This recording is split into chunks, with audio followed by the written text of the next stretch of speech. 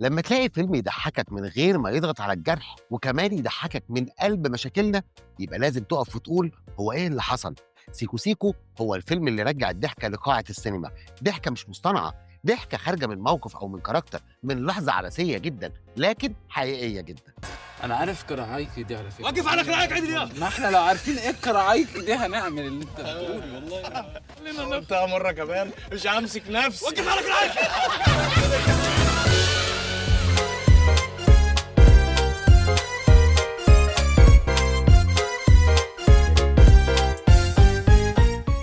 فيلم سيكو سيكو واحد من التجارب القليله اللي ضحكتني بجد. ليه؟ علشان ضحكني من قلبي من غير ما يحسسني انه بيستغفلني او بيكرر الاسطوانه المشروخه اللي بنشوفها في معظم الافلام الكوميديه دلوقتي. لو انت واحد من اللي لسه مؤمن ان الكوميديا المصريه ممكن ترجع لسابع عقدها، دوس سبسكرايب وخلينا نرجعها سوا. يلا بينا عشان نعرف سوا ايه اسباب نجاح فيلم سيكو سيكو.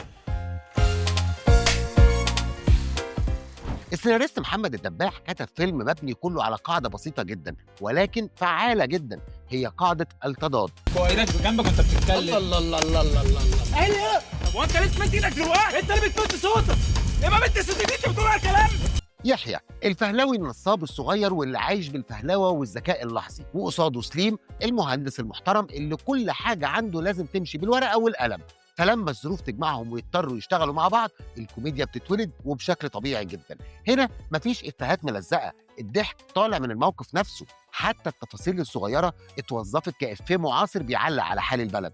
الكتابة اشتغلت على اللي ينفع يضحك النهاردة ولكن من غير ما تفقد عنصر الاستمرارية. المخرج عمر المهندس كان قدام تحدي، فيلم قائم على مواقف سريعة لازم يفضل محافظ على رتم سريع طول الوقت. فعمل ايه؟ اعتمد على الانسرتات السريعه اللي تكسر اي لحظه ملل، واستخدم المونتاج عشان يلعب بيه دور اساسي في الكوميديا.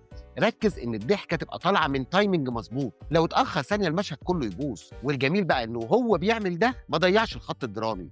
اول حاجه لازم نعرفها ان الشغلانه دي خطر، لازم يبقى في سيستم، نظام كلنا نمشي عليه. عمر عصام ده اصلا دمه خفيف خلقه، واحد من الناس اللي تحس ان الضحكه بتطلع منهم من غير اي مجهود، مش محتاج يشد او يزود.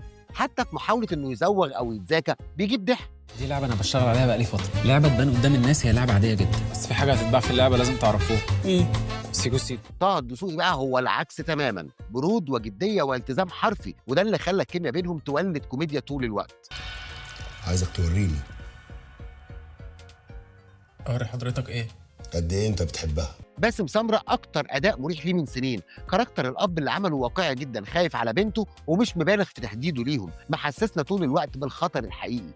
علي صبحي ومهم من هولندا كانوا إضافات كوميدية بستايلات مختلفة. تاكس عامل شخصية خفيفة جدا بيضيف طعم لكل مشهد. أما بقى مؤمن هولندا فده كان مفاجأة لذيذة جدا، وأثبت إنه عنده مساحات تمثيلية كبيرة وبعيدة عن مجرد إن هو كوميديان ناشئ.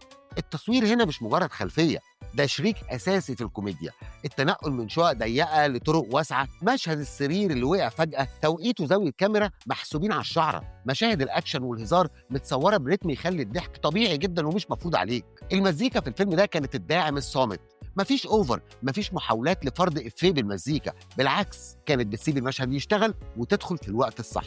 الكوميديا انواعها مختلفه جدا، كوميديا الموقف هي الاساس، كوميديا التضاد ما بين الشخصيات، كوميديا العبثيه زي مشهد السطلان اللي في المخزن، وده التنوع اللي بيخلي اي فيلم مقبول عند كل انواع الجمهور. سيكو سيكو رغم ان هو فيلم كوميدي لكنه مش هروب عن الواقع، بالعكس ده بيتكلم عن نفس المشاكل اللي احنا عايشينها طول الوقت، الفقر والشغل والجواز ومشاكل تانية كتير. واجمل مشهد بقى كان بيختصر كل ده هو حوار سليم مع يحيى، ليه نكمل غلط وليه لا؟ سؤال فلسفي في نص فيلم كوميدي، وهنا تكمن قوة الفيلم. وسؤالنا ليكم، تفتكروا ليه الناس حبت الفيلم؟ الناس خرجت من السينما فرحانة مش علشان الفيلم عبقري، لكن عشان الفيلم ببساطة ضحكهم من القلب، وده نادر جدا في الكوميديا المصرية. يمكن آخر مرة الجمهور حس كده كان مع فيلم زي بنك الحظ أو وقفة رجالة.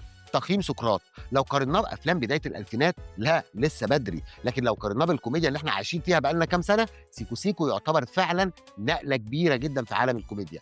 انا عن نفسي هديله 8 من 10. وفي النهايه سيكو سيكو مش فيلم عظيم لكنه فيلم ممتع جدا، واكيد هيتقال عليه بعد شويه سنين انه كان من اوائل الافلام اللي رجعت الكوميديا المصريه للساحه. لو لسه ما شفتوش او لو نفسك في جرعه ضحك حقيقيه، انا سقراط وبقول لك اتفرج على الفيلم ده هيعجبك. لو عجبتك الحلقه ما تنساش تعمل لايك وسبسكرايب، وقول لي تحت في الكومنتات ايه هو اخر فيلم مصري ضحكك من القلب. واوعوا تنسوا الحكايات كتير وسقراط بس هو اللي عنده الحكايه الصح.